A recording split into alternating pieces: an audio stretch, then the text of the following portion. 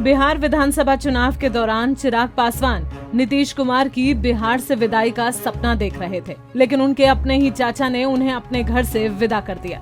चिराग पासवान चाचा पशुपति पारस से मिलने उनके बंगले के बाहर हॉर्न बजाते रहे। 1.5 घंटे तक इंतजार करते रहे, लेकिन चाचा ने मुलाकात नहीं की। नीतीश ने लगाई चिंगारी, झुलस रहे चिराग। विधानसभा चुनाव के दौरान नीतीश कुमार पर उगलने वाली आग की चिंगारी में ही आज चिराग पासवान झुलसते जा रहे हैं। चिराग के तीखे हमलों को लेकर नीतीश चुनाव और चुनाव के बाद भी शांत रहे। सच ये भी है कि चिराग की आज अगर ये हालत हुई है तो उसकी पटकथा जेडीयू की ओर से बिहार चुनाव के नतीजों के बाद से ही लिखनी शुरू हो गई थी, जिसकी तस्दीक चिराग को एलजेपी से बेदखल करने के ऐलान के बाद आई तस्वीर करती नजर आई। तस्वीर वीणा देवी के दिल्ली स्थित आवास सरस्वती अपार्टमेंट की है, जहां चिराग के चाचा पशुपति पारस की अगुवाई में एलजेपी के 5 सांसद, जेडीयू सांसद और नीतीश के करीबी लल्लन सिंह के साथ मिलने पहुंचे थे। साथ ही जेडीयू के संजय सिंह और महेश्वर हजारी भी थे। जेडीयू ने ले लिया बदला। बिहार चुनाव में जेडीयू को चिराग की ओर से नुकसान पहुंचाया गया और जेडीयू 43 सीटों पर सिमट गया। नीतीश ने भी पार्टी की बैठक में एलजेपी की ओर से पहुंचे नुकसान का जिक्र किया था। माना जा रहा है कि चुनाव के बाद ही बदला लेने के लिए ऑपरेशन एलजेपी की शुरुआत हुई। लल्लन सिंह और महेश्वर हजारी काफी समय से दिल्ली में रहकर इस ऑपरेशन को अंजाम तक पहुंचाने में जुटे थे।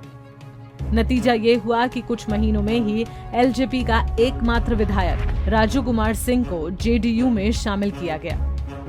बीजेपी ने भी दूसरा झटका दिया और एकमात्र एमएलसी नूतन सिंह बीजेपी में शामिल हो गए।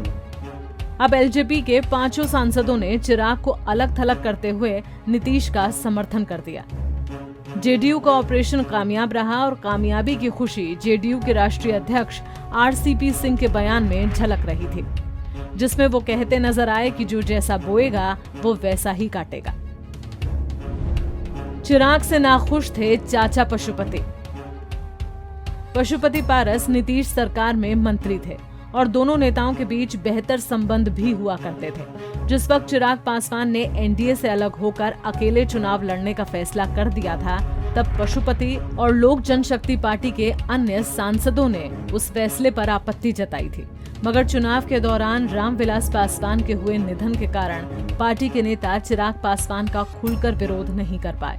सूत्रों के मुताबिक बाकी सांसद चिराग पासवान और उनके सलाहकार से लंबे समय से नाखुश थे। इसके साथ ही चिराग पासवान के द्वारा पार्टी के अन्य सांसदों को भी तरजीह नहीं दी जा रही थी, जिसका फायदा लल्लन सिंह और महेश्वर हजारी ने अपने ऑपरेशन में उठाया, जिसके फलस्वरूप अब बिहार चुनाव के कुछ वक्त बाद ही लोक जनशक्ति पार्टी टूट गई है और चिराग पासवान अकेले खड़े हैं। क्या करेंगे चिराग? वैसे चिराग को तुरंत आरजेडी और कांग्रेस ने साथ आने का ऑफर दिया है, तो क्या चिराग बंगला छोड़ लालटेन की लौ जलाएंगे या हाथ मजबूत करेंगे? हालांकि इस पूरे घटनाक्रम से एक बात साफ है कि धैर्य रखते हुए बिना शोर किए अपने विरोधियों से कैसे बदला लिया जाता है, ये नीतीश कुमार ने एक बार फिर से साबित कर दिया है। जब नीतीश ज्यादा कमजोर लग रहे हों, उस वक्त नीतीश के हमले ज्यादा सटीक और मारक होते हैं। Bureau report, Punjab Kesari TV. हमसे जुड़े रहने के लिए हमारे YouTube चैनल को सब्सक्राइब करें और नई वीडियो की नोटिफिकेशन के लिए बेल आइकॉन को दबाएं। अगर आप ये वीडियो Facebook पर देख रहे हैं तो लाइक जरूर करें और ज्यादा से ज्यादा शेयर करें। धन्यवाद।